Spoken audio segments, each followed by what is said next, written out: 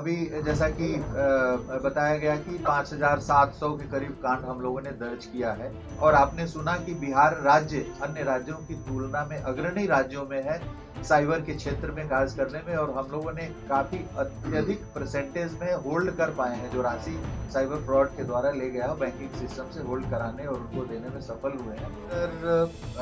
को बताया गया है कि जितने सारे इस तरह के कांड हैं उसमें नंबर ऑफ एक्यूज जितने हैं उसका लिस्ट बना करके और वार फुटिंग पे आप उसकी गिरफ्तारी करिए। नहीं, आंकड़े तो कोई एकदम सही आंकड़े हैं, एनसीआरबी सही आंकड़े प्रकाशित करते हैं और अपराध में कमी हुई है। नमस्कार, आप देखना शुरू कर चुके हैं लाइव सिटीज को। मेरा नाम अभिषेक है। बिहार के नए डीजीपी विनय कुमार ने सीधे सीधे फोन लगा दिया एसपी को और साफ साफ ऑर्डर दिया है, एक्शन लीजिए, 15 दिन के भीतर चार्जशीट दायर करिए और स्पीडी ट्रायल चलाकर इनको भेजिए। तो बड़ी बात कही है बिहार के डीजीपी ने और साफ साफ कह दिया है कि छोड़ेंगे नहीं, पुलिस पर हमला करने वाले अब बचेंगे नहीं, उनके खिलाफ बड़ा एक्शन लिया जाएगा, जिसको लेकर जानकारी दी है। साथ ही साथ अन्य कई बिंदुओं को लेकर भी बिहार के नए डीजीपी विनय कुमार ने जानकारी दी है, बताया है उन्होंने किस तरीके से एक्शन लिया जाएगा और अब अपराधियों की खैर नहीं है।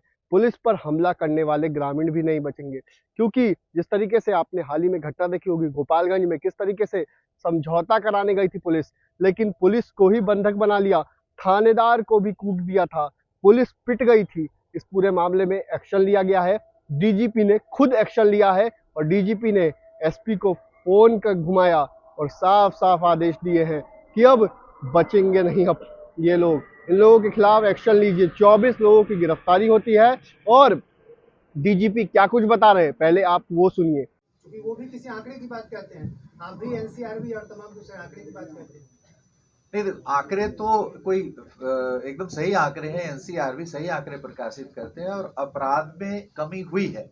जैसा कि अब डकैती के कांडों में देखेंगे, 2005 में जब 7 करोड़ 8 करोड़ पॉपुलेशन था उस समय 3000 से ज्यादा डकैतियां होती थी। अभी 200 डकैती के कांड हो रहे हैं, जबकि 14 करोड़ से ज्यादा ही हमारा पॉपुलेशन है। तो पर लाख पॉपुलेशन पे भी यदि अपराध का जो एनसीआरबी पर लाख पॉपुलेशन पे आती है, क्योंकि हमारे देश में सिक्किम जैसे राज्य है जहाँ का 6 लाख पॉपुलेशन है, और यूपी जैसे राज्य है, बिहार जैसे राज्य है जहाँ करोड़ों का पॉपुलेशन है। तो हम स्टेट के आंकड़े को, एब्सोल्यूट आंकड़े को कंपेयर नहीं कर सकते।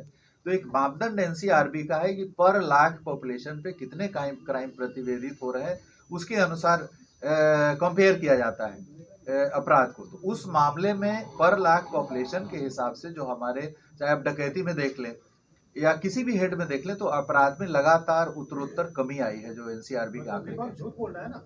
नहीं, झूठ की बात नहीं कर रहे। अपराध हम नहीं कर रहे कि अपराध जीरो पे है, अपराध नहीं हुआ है, लेकिन पर लाख पॉपुलेशन के अनुसार अपराध में लगातार गिरावट हुई है, ये हमारे आंकड़े संकेत करते हैं। एक सवाल है, अभी जैसा कि बताया गया कि 5,700 के करीब कांड हम लोगों ने दर्ज किया है।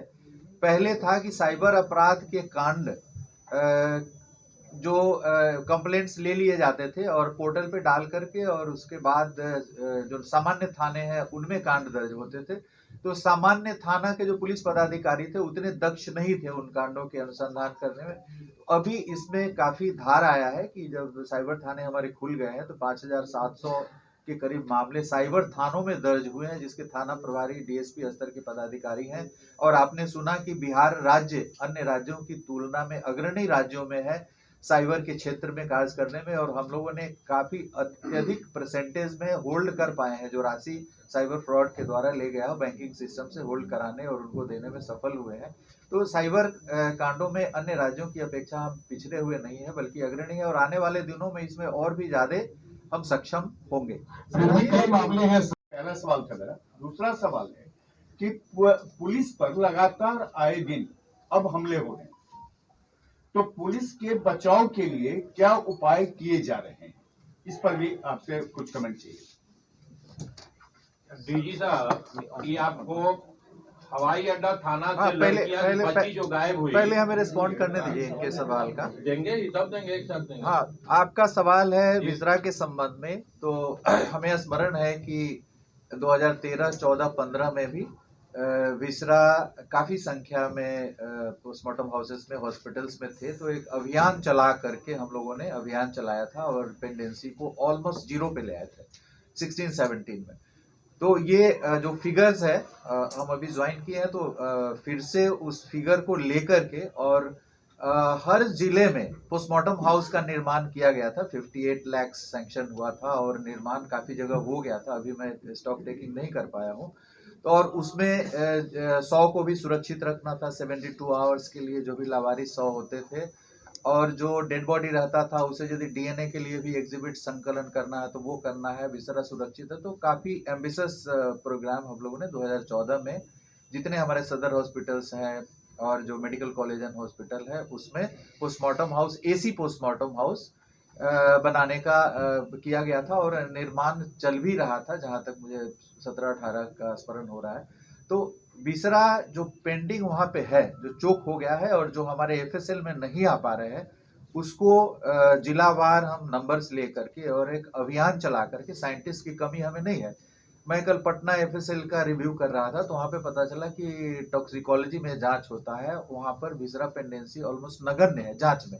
तो हमारे एफएसएल भी अभी साइंटिस्ट के ख्याल से, इंफ्रास्ट्रक्चर के ख्याल से सक्षम है। उसका हम लोग सदर अस्पताल और मेडिकल कॉलेज एंड हॉस्पिटल से संपर्क करके विसरा को ला करके और वार फुटिंग पे हम लोग इसको जांच कराएंगे।